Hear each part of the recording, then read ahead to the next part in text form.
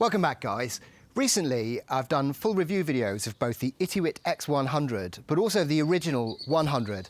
And I thought, while I've still got my hands on these boats, it'd be a great idea to do a comparison of the two. Now, I don't mean which is the better boat. That'll depend on your means and your needs. No, I just mean, like, what are the similarities? What are the differences? What's worth considering if you're weighing up the two and not quite sure which one to go for? But ultimately, is it worth spending that little bit more to get the X100?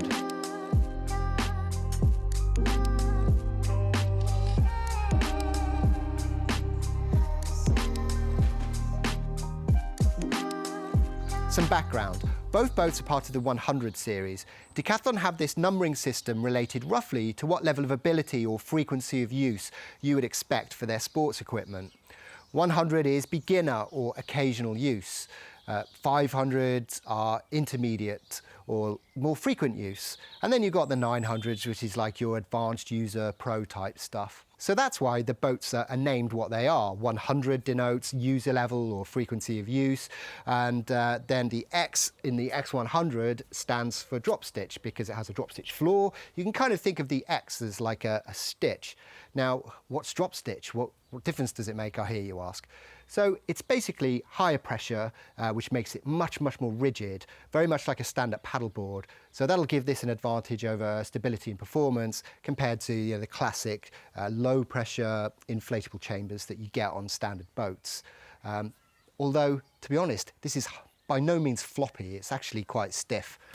And I just realised how that sounds.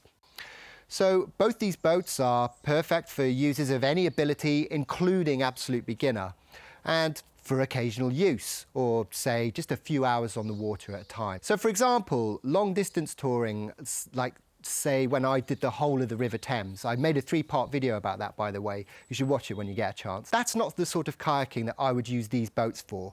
You could do something like that, but it would be harder work. No, I see these boats as less of a means of transport and more a means of getting on the water, enjoying the marine environment, whether that be the river, the lake or coast. These are about relaxing afternoons in the sun, camping holidays or short distance adventures. Price-wise, the Itiwit 100 is £300. I've spoken about this before. I think that's excellent value for the quality you get at a budget price range. The X100 is £200 more at £500. Is it worth 2/3 more? Are you getting 2/3 more boat? Quite simply, I'd say yes. It's a different level entirely, which is why I'm reluctant to talk about these boats in terms of one being better than the other. They're both great value for their price ranges, but with the X100, you're getting additional performance and features, and it's more recent design and technology. Now, these boats come in variations of sizes. These examples here are both the 3-seater versions. The Itiwit 100 also comes in a similar 2-seater version, and it's even got a small single-seat version, which is only like £240. So if it's just you and no gear, then that's a very accessible way to get out and enjoy the river. The X100 also comes in a 2-seater version, which is great as a single-seater if you've got camping gear and stuff like that as well. But it also comes in an XL size, which is a whopping 4-seater boat. It looks loads of fun, probably one of the biggest inflatable boats out there. It's great for a large family, or, you could practically have a stag do in it. By the way, I'll leave links in the video description for these boats, the different sizes they come in, and all the accessories that you'll need as well to get on the water. Both boats pack down into their backpacks for easy storage and transportation by foot down to the waterway. Some of you regulars know me, I even take this stuff on trains and go all the way across the country. The packed weight of the 100 is 17 kilograms. The X100, just 1 kilogram more at 18, so there's not really anything in it. Both backpacks are oversized, so you can squeeze in a pump as well. I like the thoughtfulness of design details like that. Being a more recent model, the X100 has a slightly better designed and more comfortable backpack. It even has the setup and pack down instructions printed on it. I love things like that because I'm forgetful and I lose things like instructions easily. Fully inflated, the Itiwit 100 is 3.8 metres, which is about 12.5 foot.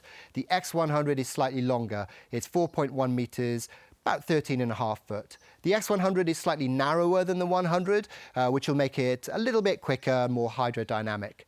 Both boats are over a metre on the beam though, so don't worry if you're a bigger guy or gal, these are roomy boats. Payload, so how much weight the boats can carry, including adults, children, cargo, animals, picnics and such.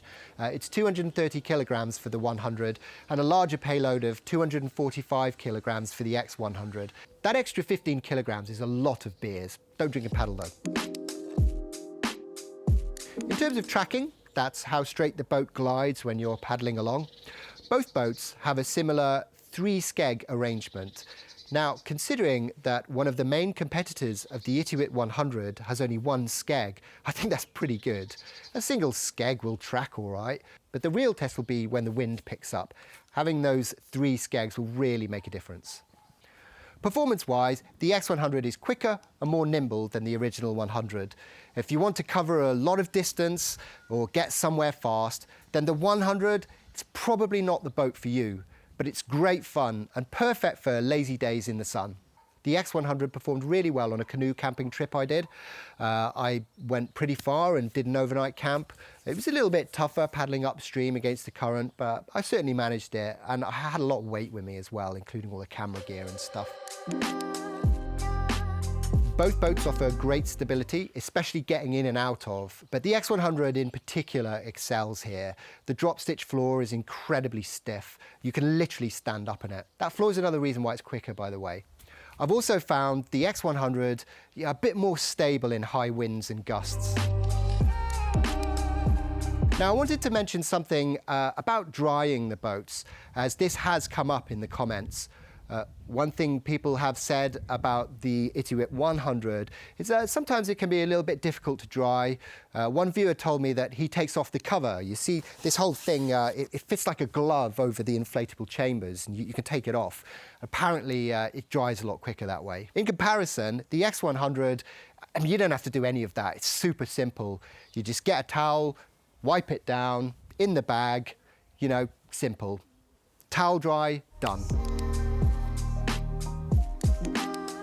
As we're coming to the end of this comparison, it seems like a good time to talk about, you know, the after-sales stuff and the end of life of the boats. Now, I know warranties and replacement parts, recycling and life cycle aren't the most exciting points to be reviewing, but it is important as this sort of stuff gives clues as to the environmental credentials of a boat and its manufacturer. You can see from my channel that I'm someone who cares very much about the environment and minimising our impact on it while we enjoy it. So I am interested in a company's attitudes and record in this regard. Now, these boats are both well-constructed boats with many years' life in them. Testament to that is that I've seen these 100s being sold second-hand. That's not often the case with cheap laminate PVC inflatables that get used for 1 or 2 seasons and then thrown away. The warranty on both these boats is 2 years. I think that's pretty good for outdoors equipment. Decathlon say they also commit to supplying spare parts for 10 years after a product has been discontinued. According to their website, spare parts are handled by local stores rather than centrally though, so bear that in mind.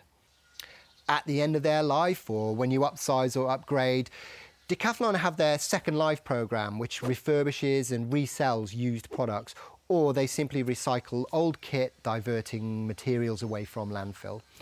Basically, the thinking goes beyond just getting it out of the factory and the shop floor. Now, to me, what all this suggests is that these aren't just high-churn, disposable sports products where they want to sell you something new every couple of years.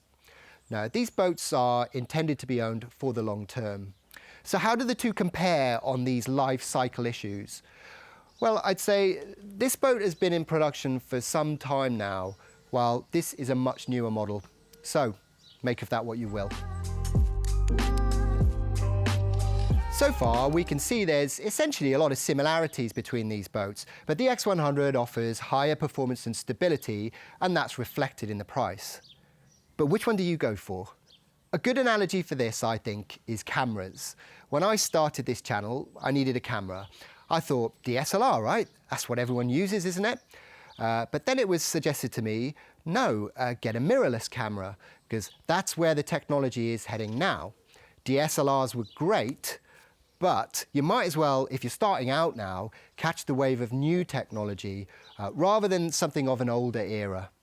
I've said this before, while I think traditional inflatable boat designs will be around forever, I really do think that drop stitch will become the standard. So the only deciding factor ultimately will be price. It'll be whether your budget can stretch.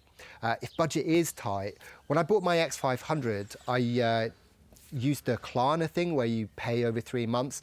It made it a lot easier to swallow and also like a bit easier to justify in terms of the the household expenditure, if you know what I mean. But if £300 is your absolute limit and you can't stretch any further, you'll still end up with, like an older model DSLR camera, something that performs well, is popular and has stood the test of time and is great value for money. If you can stretch to the X100, you'll end up with a boat that performs more like a sit-on-top rigid kayak or even a Canadian canoe, but with all the storage and transportability convenience of an inflatable. Thanks for watching. I hope you found this video useful. If you did, give it a like. That really helps spread the channel far and wide and helps this reach other people who may find this useful. Check out some of my other videos. I don't just do reviews, I do long kayaking, trips and adventures and canoe camping expeditions, all that stuff. So have a look. Please subscribe, don't be shy. There's loads going on this year, so it'd be great to have you here. Right, have a nice day. Get out on the water, go on. So I'm in the garden today. Originally I was filming this in this beautiful location, but then I got moved on, which was kind of unfair because I did actually have every right to be there, but it wasn't worth arguing about. They were bigger than me.